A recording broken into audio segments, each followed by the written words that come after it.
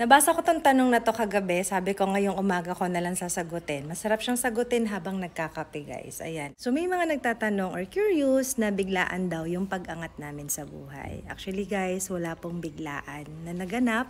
Hindi po kami jumakpat nanalo sa loto para magkaroon ng biglaan ng ganito. Una nyo ako nakilala sa bag business, yes. And matagal na po yung bag business ko and up to now is andyan pa rin po siya. So may store po ako sa Ayala Malls Manila Bay and sa Uptown Mall sa BGC. Yung bag store ko ay nasa mahigit 5 taon na, I think 6 years na po yung aking bag business. Doon po nagsimula lahat ang Lux. Bakit ba nagkaroon ng Lux Skin, Lux Slim? Because ang pangalan po ng store ko ay Lux Online PH. Malaki po yung naitulong ng bag business na yon sa amin. Actually, itong bahay na to, itong lupa na to, nabili namin to, yung lupa, pandemic pa lang. Bunga yon ng pagbebenta namin ng mga bags. And yes, may mga other businesses din kami on the side, other investment. Kasi guys, sa social media, hindi naman lahat kailangan mo ipakita or sabihin, 'di ba? Hindi na yon para isa-isahin ko pa guys sa inyong lahat. Siguro nasa isip nyo biglaan kasi ngayon nyo lang sila nakikita. Ngayon nyo lang na-visualize yung nagkaroon kami ng biglaang malaking bahay. Pero guys, almost 3 years po ginawa itong bahay na to. So sabi ko nga, nag-start siya pandemic. Wala pa po akong Slim Lux Skin business noon. And then naigapang, nairaos. Luxers, ang pagnenegosyo kasi, napakahalaga, kailangan marunong kang magpaikot. Marunong kang magpagulong ng puhunan.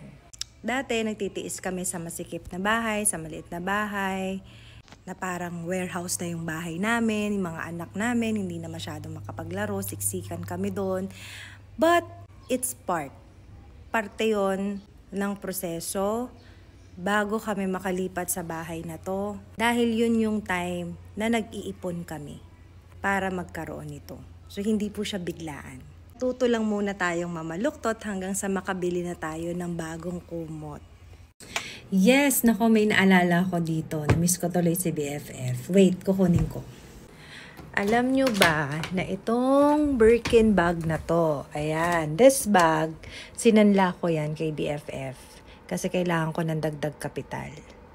Ayoko kasing galawin yung pera ng bag business namin. So, kaya, ang ginawa ko na lang is, tumingin ako sa mga gamit ko. I-deliver na kasi that time yung completion of products ng Lux Slim. First batch ng delivery yon ng Lux Slim, guys. Sabi ko sa kanya, BFF, sanla ko muna to kasi kailangan ko ng additional fund.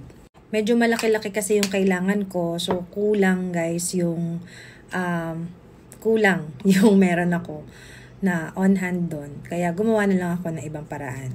Nagbenta din ako ng ibang mga gamit ko hanggang sa makalikom ako ng sapat na pera para yon pang full payment ko. Kasi sa una, wala ka naman agad na credit limit na makukuha sa manufacturer mo. So mag-down payment ka muna ng kalahati and then kapag i-deliver na siya is kailangan mo na rin bayaran yung remaining na kalahati dun sa order mo. Marami yung order ko. Isang wing van.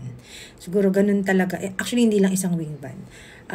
Ganun lang ako ka-confident siguro that time talaga na mapapaubos ko yung stocks na yon. And yun. I'm so happy na dahil nga nakita nyo mismo guys yung effect ng product sa akin. Kaya, yan. Napakaganda. Ito na ngayon. Nabawi ko yung bag kay BFF. Nakakabili na ulit ako ng mga sarili kong gamit.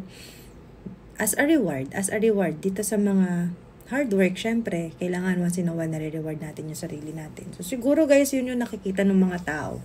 It's because ang dami nating magagarang gamit, meron tayong bahay, mga sasakyan. So yun yung nakikita ng tao. Hindi nakita ng tao yung naging process kung bakit ba tayo nagkaroon ng mga to or paano ba tayo nagkaroon ng mga bagay na to. So, yan, nakaligo na ako guys. Meron tayong 11:11 sa Lubong Live ngayong araw. So, mamaya naka-live po tayo. Mag-abang kayo guys kasi, oh my God, available na ang matcha! So, good luck guys. Unahan lang tayo ha. Unahan lang. So, if you have questions pala, ekran natin available. Tomorrow na po ito.